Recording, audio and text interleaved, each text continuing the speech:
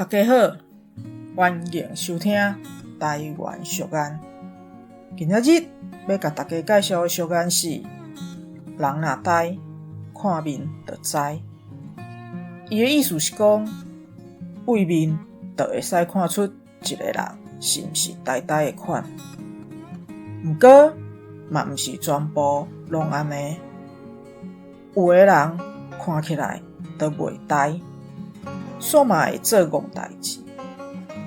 一个人的外表水歹，拢是为爸母遗传来的，甲智慧无关系。所摆毋通以外表来评断人。有人会认为即句俗谚是咧讲耍笑，但是嘛介伤害人，也是较慢讲的较好。以上，感谢收听。